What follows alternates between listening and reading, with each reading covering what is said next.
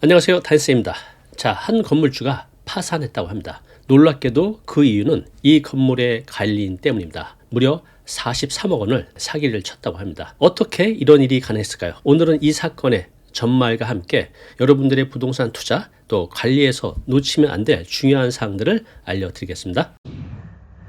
자, 지금부터 내 건물 맡겼다가 큰 손해를 본 건물주들의 이야기를 한번 보겠습니다. 예전부터 지금까지 계속해서 발생하고 있습니다. 자, 이것은 2014년 뉴스 기사인데 원룸 관리인 주인을 행사하면서 보증금 6억을 빼돌렸다고 합니다. 자, 거액의 원룸 보증금을 수년간 빼돌린 60대 원룸 관리인 결국 잡혔습니다.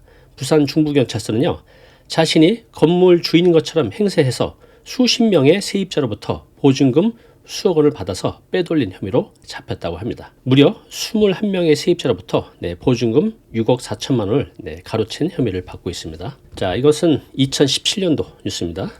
게임 아이템 구입하려고 건물주 몰래 4억 원 빼돌린 건물 관리인. 내용은 이렇습니다. 자, 송 씨는 2009년 12월부터 2014년 11월까지 약 5년 동안 강북구 미아동 건물 관리 업무를 담당했다고 합니다. 자, 이 건물의 소유주인 윤모 씨는요, 송 씨에게 자신의 명의, 은행 계좌, 또 재산 관리 업무를 위임했다고 합니다. 어떤 상황인지 모르지만 자신의 모든 걸 내준 거잖아요. 얼마든지 그러면 사기를 칠 수가 있죠. 그래서 이를 이용해 송 씨는 윤 씨 명의의 계좌에 입금된 돈을 자신의 어머니 명의 계좌로 이체했다고 합니다. 자, 주인 행사하며 전세 보증금 5억 들고 잠적한 건물 관리인. 일부 관리인들이 건물주의 재산을 빼돌리는 상황이 너무나 많기 때문에 주의를 요합니다. 그래서 제가 관련 기사를 몇 개 보여드리고 있는 겁니다. 자, 건물주 행사하며 보증금 월세 챙긴 부부 사기단 검거가 됐다는 뉴스 기사입니다. 건물주인 것처럼 세입자를 속여 보증금 월세를 챙겼다고 하네요. 자, 2023년 뉴스네요. 건물주 사칭에 보증금 월세 7천만 원 가로챈 일당 검거됐다는 하는 뉴스 기사입니다. 자, 건물주 행세 보증금 월세 43억. 오늘의 썸네일 제목이죠. 가로챈 30대. 건물주는요, 결국 파산했다고 합니다. 이 내용을 통해서 사기꾼들이 어떻게 건물주의 재산을 가로채는지 자세히 알려드리겠습니다. 자, 건물주 행사하며 월세 43억 가로챈 30대. 주인은 30억 대출 이자를 못 갚았다고 하네요. 그래서 결국 건물을 날렸다는 뉴스 기사입니다.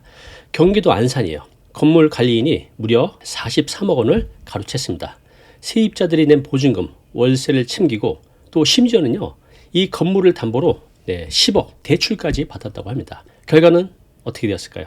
건물주는 파산했습니다. 믿었던 한 사람 때문에 평생 모았던 재산, 아주 여유 있게 평생 잘 살 수 있는 그런 부를 갖고 있는 분이 하루아침에 재산을 전부 다 잃게 생겼습니다. 아니, 바보같이 왜 저렇게 사기를 당해? 라고 말씀하시겠지만 이런 상황이 되면 대부분 분들이 걸려듭니다. 사기꾼들이 다 장치를 마련해요. 나는 사기 안 당하겠지 하지만 이런 상황이 되면요, 또 많은 분들이 사기를 당합니다. 저도 그랬었고요. 그래서 주의가 용합니다. 자, 어떻게 이런 일이 가능했을까? 자, 이게 사기꾼입니다. 치밀하게 계획을 세워놓고 건물주가 당할 수밖에 없는 상황을 만든다는 거죠. 자, 이렇게 접근을 합니다. 건물주에게. 자, 이 건물이 여긴 자세히 나와져 있지 않지만 공실도 있고 관리가 잘 안 됐던 것 같아요. 그래서 내가 관리를 잘 해줄 테니 여기서 나온 추가 이익은 나눕시다 라는 제안이죠. 자, 건물주 입장에서도 손해볼 건 하나도 없죠. 원래 월세가 1,000만 원 들어오는데 이 사람이 관리를 잘해서 1,500이 들어와요. 그러면 추가로 나온 거에 대해서 나눠 갖자는 거죠. 솔깃하죠. 그래서 오케이를 하게 된 것 같습니다. 자, 그런데 여기서 요 사기꾼 여씨가 결정적인 한마디를 말합니다. 뭐라고 말을 하냐면, 자, 이 건물에 내가 보니까 폭력배들이 많아요. 건물주 나타나면 위험하니까 나타나지 마세요. 이 말을 듣고 건물주 겁이 나잖아요. 현장에 나오지 않게 됩니다. 자, 이 사기꾼 웃고 있죠? 어떻게 됐을까요? 세입자들에게 자신이 건물주라고 속입니다. 세입자들도 감쪽같이 속았습니다. 그리고 보증금과 월세를 꼬박꼬박 내게 되죠. 그리고 그 돈은 모두 이 사기꾼 호주머니로 들어가게 됐습니다. 건물을 갖고 있던가 아니면 상가 하나를 갖고 있던가 관리인에게 맡기는 경우가 많이 있습니다. 또 내가 갖고 있는 게 난 서울인데 경기도나 지방에 있게 되면 관리인에게 맡기는 경우가 굉장히 많이 있죠. 그런데 잘못되면 이렇게 내 전자산을 다 잃을 수도 있다는 겁니다. 그래서 가능하면 부동산 관리는 좀 귀찮고 번거롭더라도 내가 직접 관리를 해야 됩니다. 그리고 맡기더라도 정말 신뢰할 수 있는 전문가에게 맡기시기 바랍니다. 자, 그럼 지금부터 왜 이런 사건이 일어났고 또 이를 통해서 우리가 무엇을 조심해야 될지 자세히 알려드리겠습니다. 네, 잠깐 공지 있습니다. 여러분께 무료 줌 라이브 강좌를 준비했습니다. 자, 소개해 드릴게요. 3억에서 5억 정도의 시세 차익 만드는 방법, 그리고 우리 은퇴자들의 가장 중요한 건 안정적인 현금 흐름이잖아요. 매달 500에서 1000만 원 정도의 현금 흐름 만드는 방법. 단순히 이론 강의가 아니라 경매 투자 성공자들이 직접 나와서 나는 어떻게 돈을 벌었는지 자세히 설명드릴 겁니다. 이분들은 전문가가 아니라요, 평범한 일반인인데 불과 한 3개월에서 6개월 사이에 만들어냈다고 합니다. 자, 언제 하느냐? 4월 9일 수요일 저녁 7시 반부터 시작합니다. 자, 참가자 선물이 있습니다. 숨어있는 돈 되는 물건 찾는 법, 부동산 소액 경매 전자책 200페이지 분량인데 이 책입니다. 모든 분들께 드립니다. 자, 신청은요 아래 댓글 링크를 통해서 신청하시면 됩니다. 자, 관련 뉴스 기사 몇 개 보고 알려드리겠습니다. 건물관리 맡겼더니 건물주 남편 행세, 네, 건물주가 여자였나 봐요. 남편 행세를 하면서 학생 보증금 5억을 들고 튀었다는 뉴스 기사입니다. 자, 여기 사기꾼 김 씨는 3년 전 평소 친분이 있던 건물주에게 월세 임대차 업무를 위임받자 전세를 월세로 받고 돈을 빼돌렸다는 기사입니다. 자, 이렇습니다. 이제 좀 감이 오시죠? 아니, 왜 바보같이 관리인에게 모든 걸 맡겼다가 이렇게 사기를 당해? 라고 하는데, 대부분의 사기는 내가 좀 친분이 있는 사람, 잘 알고 있는 사람에게 맡겼다가 이런 일이 생기는 겁니다. 주변 사람들이 무서워요. 자, 내가 건물주 4층에 보증 월세 수천만 원 챙긴 부부 사기단. 자, 이들 부부는 인근 부동산 중개사무소에서 자신이 건물을 매입한 건물주인 것처럼 행세를 하며 세입자를 모았다고 합니다. 직접 건물에 세입자를 구하는 프랜카드를 걸기도 했다고 하나요? 자, 여기에 속은 외국인 포함한 7명이 들어왔고, 이들이 낸 보증 월세 관리비 명목으로 7천만 원이 그대로 이 사기꾼의 호주머니로 들어갔다는 뉴스 기사입니다. 자, 이런 뉴스도 있습니다. 이건 최근이죠. 2024년 11월 집주인이 행세하더니 사기꾼 공유 숙박으로 빌린 집 임대, 기막힌 수법. 공유 숙박이 뭐가 있죠? 뭐 에어비앤비, 삼삼엔투 이런 것들을 내가 임대를 해서 보증금 1000에 뭐 월세 50, 100 이걸 가지고 내 것인 것처럼 또 임차인을 모집해서 사기를 치는 겁니다. 조심해야 됩니다. 그죠? 자, 볼까요? 자, A씨는 공유 숙박 플랫폼에서 오피스텔을 빌린 뒤 집주인이 행세를 하며 사기를 쳤다는 내용입니다. 자, 그래서 A씨는 지난해 말 온라인 카페에 오피스텔 단기 임대 글을 게시하며 임대인을 적극적으로 모집했다. A씨의 글을 보고 연락한 피해자 B씨는 보증금 400만 원, 월세 75만 원, 임대차 계약을 하고 A씨는 자신을 건물 관리인이라고 칭하면서 마치 여러 채 오피스텔을 관리하는 것처럼 상대방을 속였다고 합니다. 자, 우리가 내 건물 또는 내 상가 또 내 오피스텔을 누군가한테 맡겼을 때 허점이 있거든요. 그 세 가지 허점을 보고 또 우리가 어떻게 대응하고 안전하게 관리할지 알려드리겠습니다. 자, 첫 번째 원인은요, 관리 권한 남용 문제입니다. 자, 관리인 어떤 의무가 있죠? 건물주 또 임대인의 재산을 보호하고 운영할 역할과 책임이 있죠.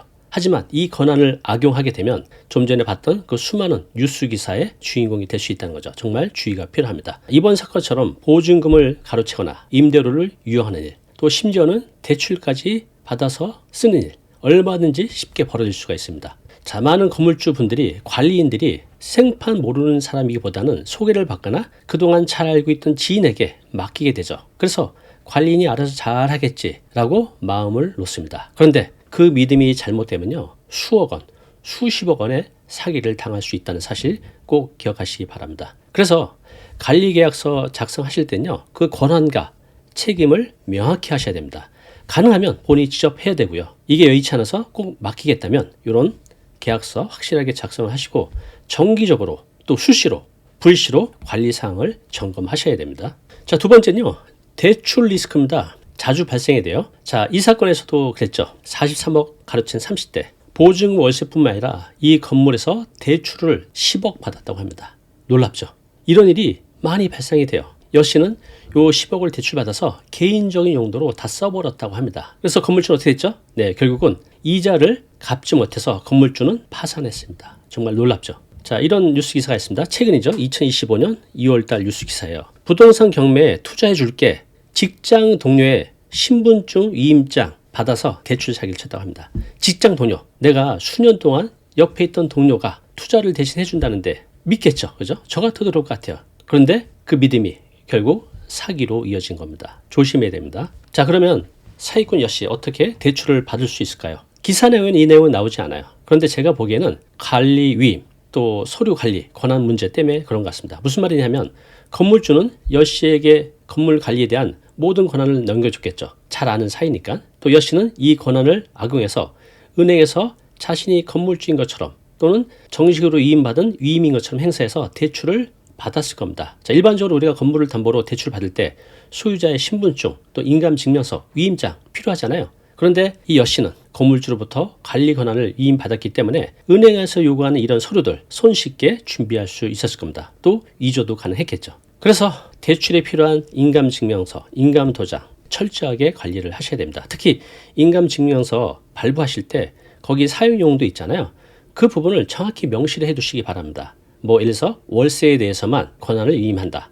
그렇게 사용 용도를 명시해 놓으면 이런 부분도 상당 부분 막을 수 있습니다. 자, 마지막 세 번째는요. 정보의 비대칭 문제 때문에 그렇습니다. 자, 상대의 정확한 정보를 모르는 상황을 정보 비대칭이라고 합니다. 쉽게 말해서 한쪽은 알고 있는데 한쪽은 모르는 상황. 자, 건물주는 관리인에게 모든 걸 맡기고 현장을 거의 방문하지 않았죠. 왜요? 관리인이 여기 폭력배들이 많으니까 오면 위험합니다. 제가 알아서 관리할게요. 그 말을 믿고 건물주가 현장을 일체 가지 않았던 것 같습니다. 자, 그러다 보니 건물에서 어떤 일이 무슨 일이 벌어지는지 알 수 없었던 거죠. 반대로 이 건물에 있는 세입자들은 관리인이 진짜 건물주인지 알고 보증금과 월세를 꼬박꼬박 낸 겁니다. 실제 건물주 얼굴을 본 적이 없으니 당연히 관리인을 진짜 주인으로 생각할 수도 있겠죠. 자, 예를 들어서 여러분들이 식당에 갔는데 주인이 누군지 몰라요. 나보고 내려요. 그런데 엉뚱한 사람에게 밥값을 냈다고 생각하면 어떨까요? 자, 이런 일이 부동산에서 얼마든지 생길 수가 있다는 겁니다. 자, 그럼 어떻게 될까요? 건물주는요, 현장 상황을 정기적으로 확인하셔야 됩니다. 또 세입자들과 직접 소통하는 게 필요해요. 세입자들도 계약을 할 때 반드시 등기부등본 떼어보고 진짜 주인이 누구인지 확인을 하셔야 됩니다. 네, 저도 건물을 일부 관리인에게 맡기고 있지만 계약하는 모든 행위는 제가 직접 합니다. 또 수시로 또 현장 확인도 하고요. 그래서 여러분들도 맡기더라도 계약하는 행위는 직접 하시기 바랍니다. 자, 여기 건물주가 있고 여기 세입자들이 있죠.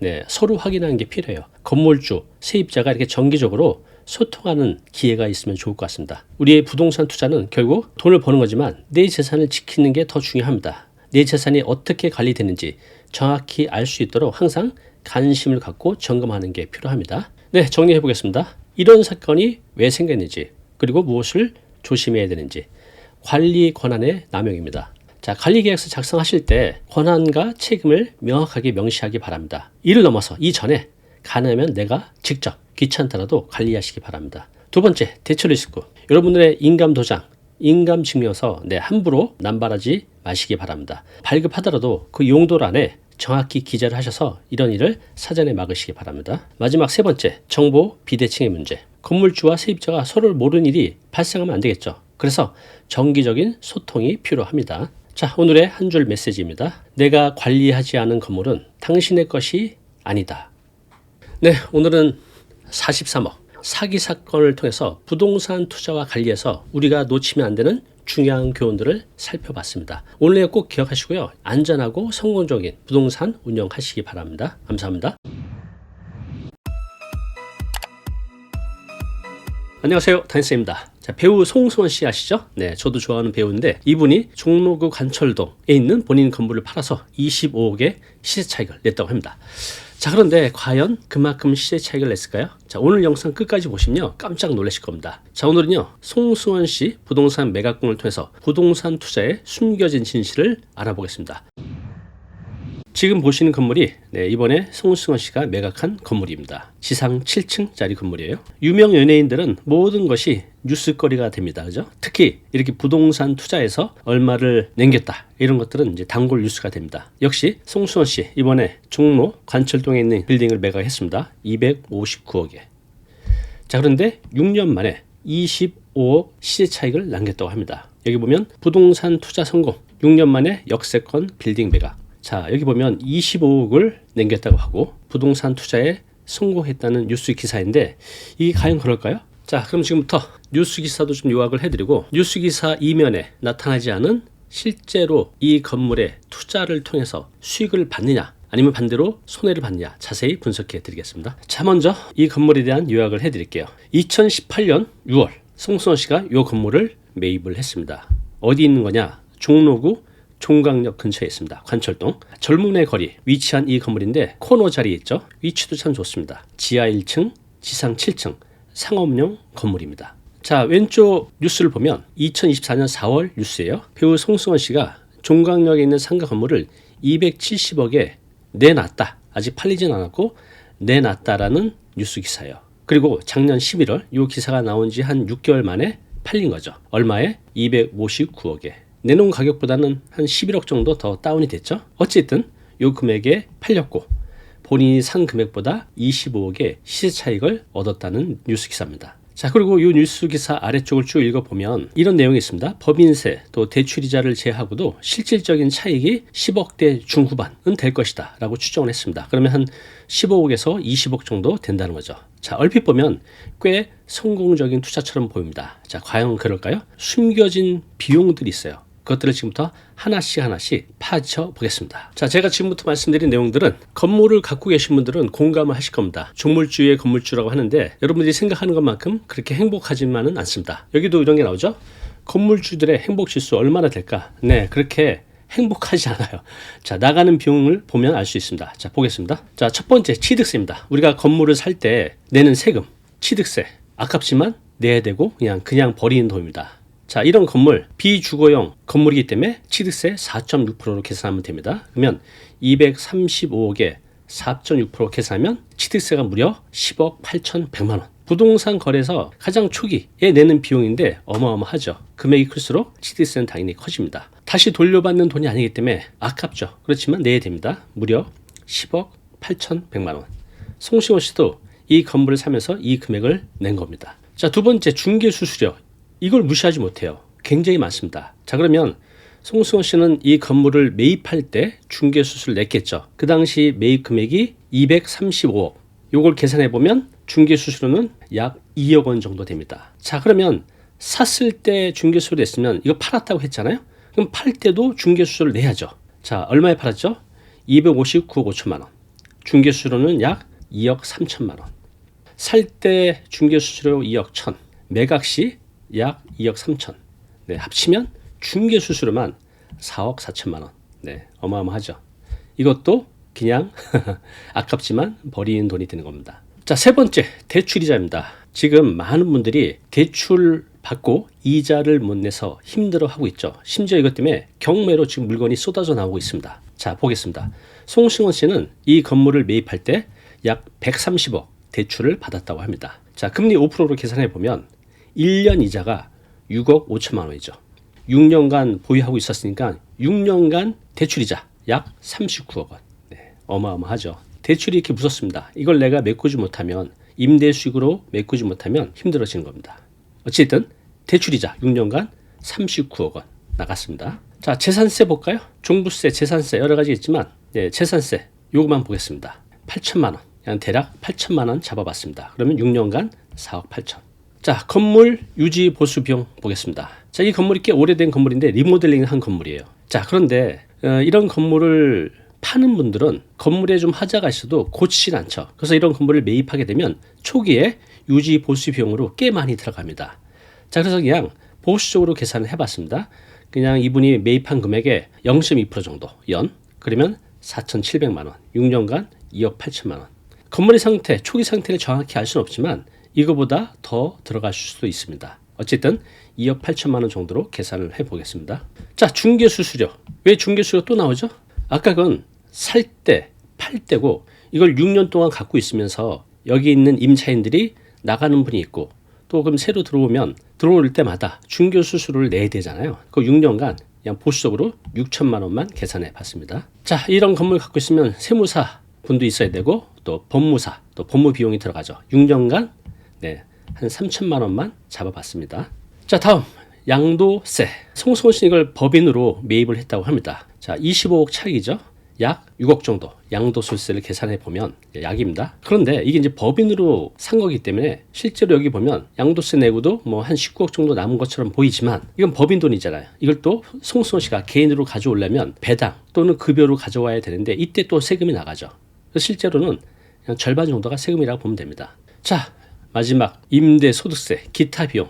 이걸 무시 못해요. 자, 임대해서 내가 소득이 생기면 세금을 내야 되잖아요. 자, 이 건물 235억에 매입했는데 3.5%로 계산을 해보겠습니다. 넉넉하게. 실제로 제가 보기엔 2%대 초반일 거라 봅니다. 어찌됐든 235억에 투자 수익률 3.5% 보면 8억 2천. 6년간 49억. 자, 요거에 대한 세금 편의상 25% 적용했습니다. 약 14억. 자, 그리고 이런 건물을 갖고 있으면 상업용 건물이기 때문에 여러 가지 부가세가 나올 겁니다.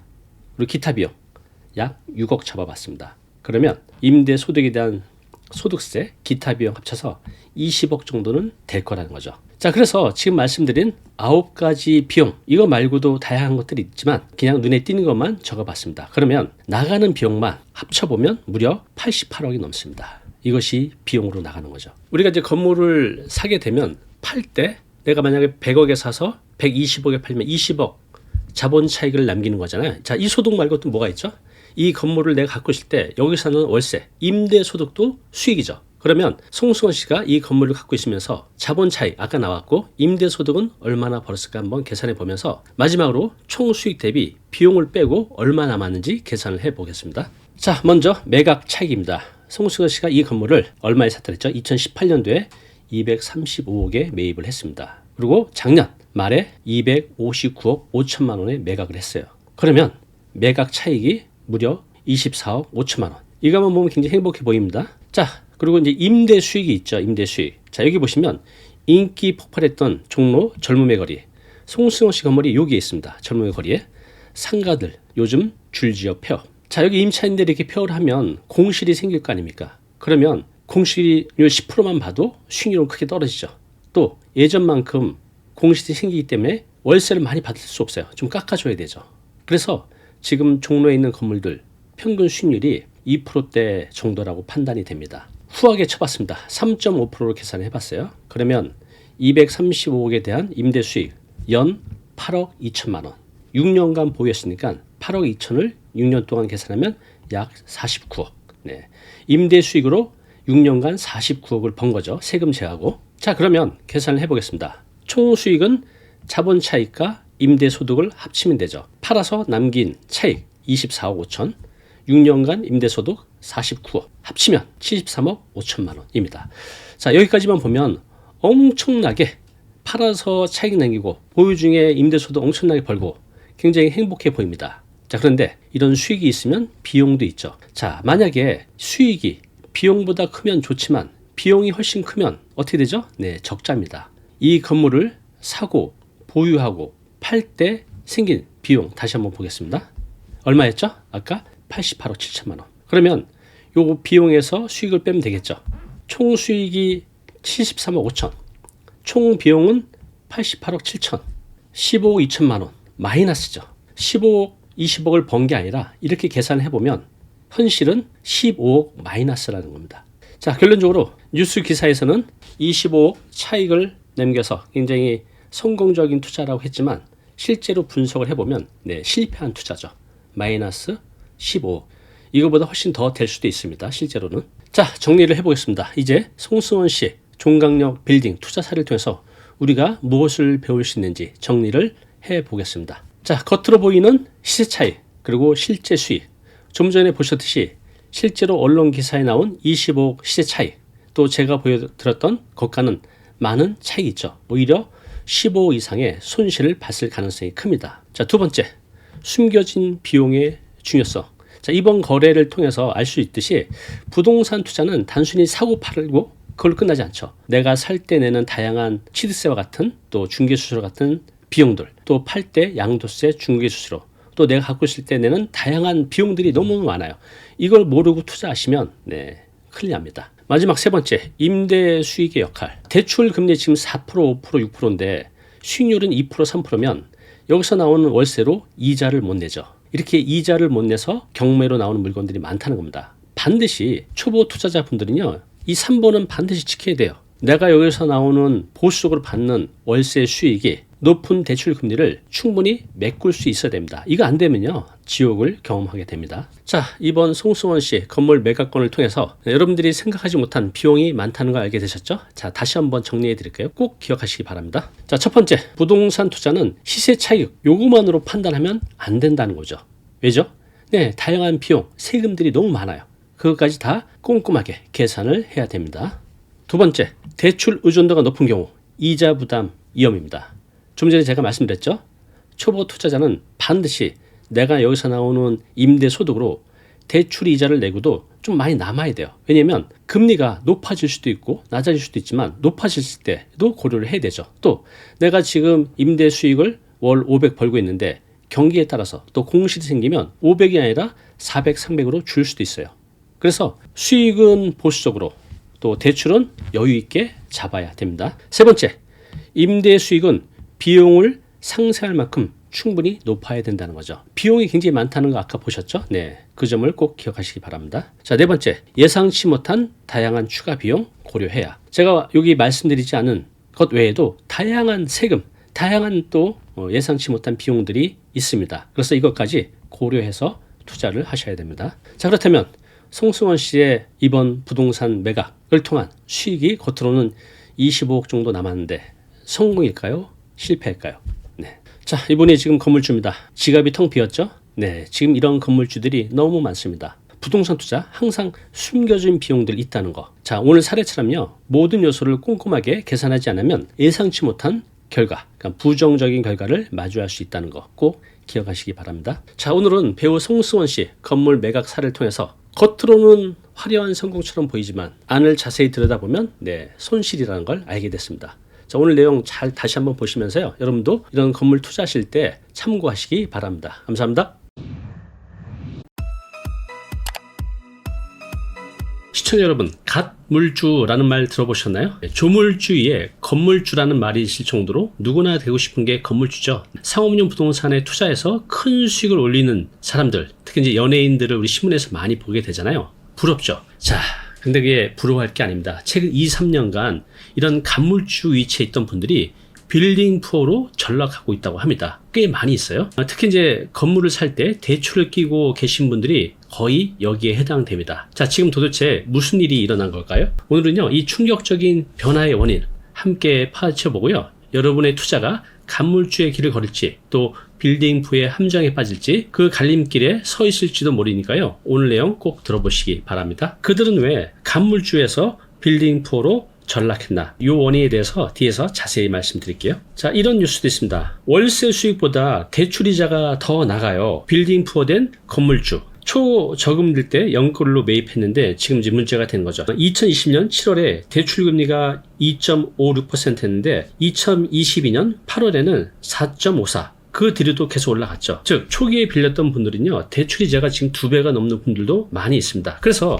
월세 수익보다 대출이자가 더 나가는 분들이 굉장히 많이 있습니다. 이런 분들이 빌딩 푸어로 가게 되는 거죠. 행복하기 위해서 무엇을 하면 좋을까요? 저는 독서를 권해드립니다. 독서를 하는 분들이 훨씬 더 행복하게 산다고 합니다. 독서를 많이 하게 되면 어휘력이 커집니다. 타인의 말을 더 잘 이해하고 공감할 수 있습니다. 독서 한 명에 참가하셔서 독서를요, 습관으로 만드시고 행복도 함께 가져가시기 바랍니다. 인생 하원 부푼 건물주의 꿈. 정작 현실은 빌딩 푸어.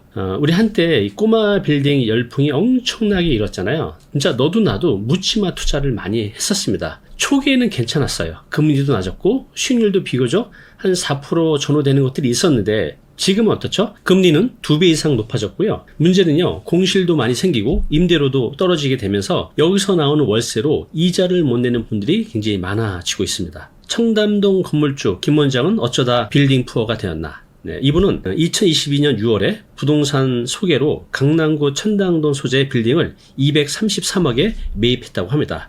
이분의 투자 목적은요, 이것을 철거하고 신축을 통해서 가치를 올려서 처분해서 그 매매 차익을 가져가려는 게 목표였는데 지금 1, 2년 사이에 굉장히 많은 변화가 있었잖아요. 대출금리도 올라가고 또 건축비도 올라가고, 그런데 지금 상가 오피스 시장은 안 좋아지고, 그러면서 여기 보면 지금 어떤 행위도 못한 채 매월 대출 원금하고 이자만 1억 원이 넘게 내고 있다고 합니다. 아무리 소득이 많은 의사라고 할지라도 매달 1억 원 정도의 지출을 감당하기 쉽지 않을 거예요. 그죠? 자, 빌딩 푸어 앞에서 자주 말씀드렸는데 이거 내용에 대해서 좀 더 자세히 설명을 드리겠습니다. 빌딩 푸어는요, 빌딩 그리고 푸어, 가난한 빌딩을 갖고 있는데 이것 때문에 가난해진 사람, 것들을 이제 빌딩 푸어라고 합니다. 좀 더 이제 자세히 설명을 드리면 건물을 소유하고 있지만 오히려 그 건물 때문에 경제적 어려움을 겪고 있는 사람들. 이것은 이제 주로 상업용 건물에 많이 해당이 되는데요. 이 대출이 많이 나오잖아요. 그래서 대출을 받아서 구입했지만 임대료 수입이 대출 이자를 갚기 힘든 상황에 처한 사람들을 또 빌딩 푸어라고 합니다. 겉으로는 건물주 또 간물주처럼 보이지만 실제로 안을 들여다보면 빚 때문에 시달리는 하우스 푸어의 상업용 버전이라고 보면 됩니다. 자, 이 경우는요. 건물이 그래도 아주 잘 돌아가고 있을 때 마이너스 300이에요. 월. 그런데 만약에 건물에 공실이 생기고 그럼 관리비를 또 임대인이 내야 됩니다. 또 임대료가 떨어지고 또 다양한 세금 내야 되죠.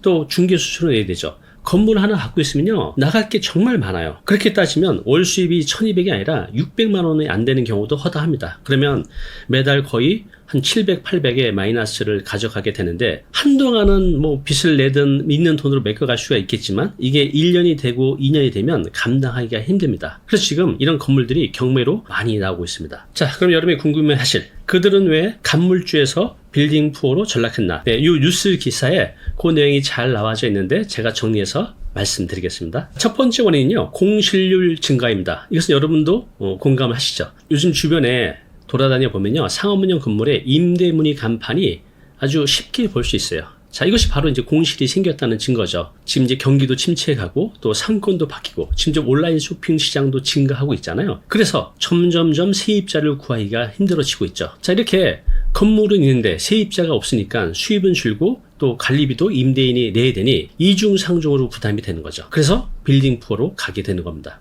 자, 두 번째는요. 여기에 대부분이 해당이 됩니다. 과도한 대출, 그리고 지금 높은 대출 금리. 집을 살 때는 대출을 받아서 사도 지금처럼 이제 서울 수도권에 보면 우상향을 하고 있잖아요. 장기적으로 보유하면 주택은 또 내가 거주할 곳이니까 어느 정도 이기는 게임이 되는데 상업용 부동산에서는요 이게 독이 될 수 있습니다. 지금처럼 최근에 금리도 많이 올리고 공실 생기고 또 이렇게 해서 수익률 떨어지게 되면 이자를 못 내는 경우가 허다하다는 거죠. 그래서 과도한 대출 그리고 높은 금리를 받고 계신 분들이요 지금 빌딩 푸어로 가고 있다고 합니다. 자, 세 번째는 주목 구구시 투자입니다. 제가 상담을 해보면 이렇게 30억, 50억, 100억이 넘는 빌딩을 투자하는데 의외로 주목 구구식 투자를 많이 합니다. 부동산 사놓으면 뭐 그냥 오르는 거 아니야? 이렇게 이제 쉽게 생각하고 접근하는데요. 주택은 그렇죠. 자, 그런데 부동산, 특히 이런 상업용 부동산요, 철저한 분석과 공부가 필요합니다. 예를 들어서 사업성, 또 시장 동향, 또 건물의 용도, 뭐 등등등등 따져야 될 것들이 굉장히 많은데 투자 전에 이런 것들을 거의 분석을 안 하고 그냥 감으로 투자하시는데요. 절대 안 됩니다. 자, 이렇게 되면요. 결국 빌딩 푸어로 갈 확률이 높아집니다. 자, 네 번째는요. 비전문적인 관리와 운영입니다. 건물을 사보신 분들 아시겠지만 살 때는 크게 신경을 안 썼는데 건물을 갖고 있으면 이 관리하고 운영하는 게 장난이 아니에요. 그죠? 경험하신 분들은 공감하실 거예요. 그래서 우리가 건물을 사고 세입자만 구하면 끝. 이게 아니라 건물의 가치를 높이기 위한 노력, 또 세금 관리, 법률적인 문제로 대응해야 될 것들이 여러 가지가 있습니다. 자, 이렇게 건물은요. 누가 어떻게 관리하냐에 따라서 그 결과가 나중에 크게 차이가 납니다. 비전문적인 관리와 운영으로 하실 거면 건물 투자는 안 하시는 게 낫습니다. 자, 마지막 다섯 번째는요. 소홀한 임차인 관리입니다. 지금은요. 임대인이 갑이 아니라 임차인이 갑이에요.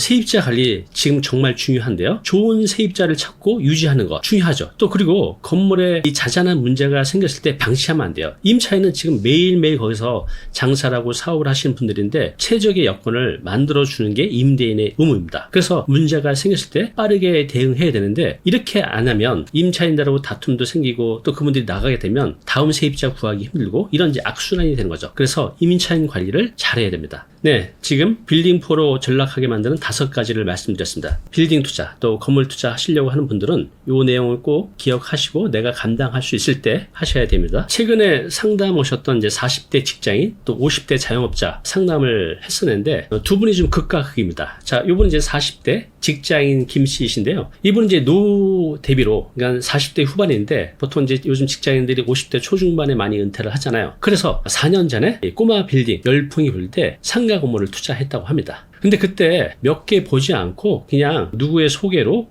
투자를 했는데 그래서 처음엔 괜찮았어요. 공실도 없었고 그때 대출 금리가 2%대 중반이기 때문에 그 건물에서 한 3% 정도 나왔다고 해요. 대출 이자를 여기서는 월세로 갚고도 돈이 남았죠. 괜찮았어요. 그런데 지금 대출 금리가 거의 5%대로 올라가고 지금 공실도 거의 절반이 생기면서 지금 매달 한 500에서 600 정도의 손실을 보고 있다고 합니다. 근데 이게 지금 거의 2년째 이러고 있는데 이제 한계치에 온 거죠. 이렇게 우리가 빌딩 푸어로 가는 경우가 일반인들의 경우 굉장히 많이 볼 수가 있습니다. 자, 반대의 경우요. 이분은 이제 50대 자영업자입니다. 이분은 제가 예전에 부동산 관련 세미나 할 때 자주 오셨던 분인데 이분은 이제 제 수업 말고도 굉장히 많은 강의들을 찾아다녔다고 합니다. 또 공부도 많이 하시고 또 세금뿐만 아니라 이분은 건물의 유지보수 관리에 대해서도 정말 많이 공부를 했다고 합니다. 발품을 열심히 팔아서 건물을 100개를 넘게 봤다고 해요. 그리고 이제 건물도 온전한 걸 산 게 아니라 상대적으로 금매로 싸게 나온 걸 사서 이분이 지금 이제 잘 관리를 해서 이전보다 임대 수익이 무려 30%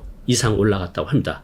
매매가도 거의 한 10억 정도 올라가게 된 거죠. 자, 이렇게 상업용 부동산은요, 누가 어떻게 하냐에 따라서 결과값이 많이 달라집니다. 여러분들은 어떤 시나리오를 선택하시겠습니까? 빌딩 푸어가 될 것인가? 아니면 가물주의 길을 걸을 것인가? 그 선택은요, 여러분의 몫입니다. 자, 그러면 너무너무 중요한 내용이고 또 앞으로도 이렇게 투자를 하시려는 분들이 많이 계시기 때문에 이게 잘못하면 인생 후반전이 정말 힘들어지거든요. 그래서 몇 가지 고려사항 말씀드리겠습니다. 첫 번째는요, 철저한 시장 조사와 분석입니다. 지금 말씀드린 것은 주택이 아니라 상업용 부동산에 대해서 말씀을 드리는 겁니다. 자, 상업용 부동산 투자는요, 주거용과 많이 다릅니다. 자, 해당 지역의 상권 분석도 해야 되고 유동인구도 봐야 되고 또 개발계 이런 것들을 꼼꼼히 살펴봐야 합니다. 또 경기 변동에 따라서 이런 상권은 많이 바뀌기 때문에 또 달라지기 때문에 그 위험도 고려해서 투자하셔야 됩니다. 자, 두 번째는요, 재무 계획을 신중히 세우시기 바랍니다. 특히 이제 대출에 의존해서 투자를 할 때 위험이 굉장히 크거든요. 지금처럼 금리가 올라가게 되면 대출이자 부담이 굉장히 커집니다. 여기에 공실까지 생긴다고 하면 문제가 커지죠. 그래서 반드시 현금 흐름을 미리 계산해 보시고 가능하면 보수적으로 추정하는 것이 안전합니다. 자, 세 번째는요, 전문가의 조언을 구하시기 바랍니다. 빚까지 내서 투자하는 이런 꼬마 빌딩 투자를 감으로 투자하시는 분들도 굉장히 많아요. 절대로 안 됩니다. 부동산 공인중개 사장님뿐만 아니라 세무사, 변호사, 또 각 분야 전문가들이 있잖아요.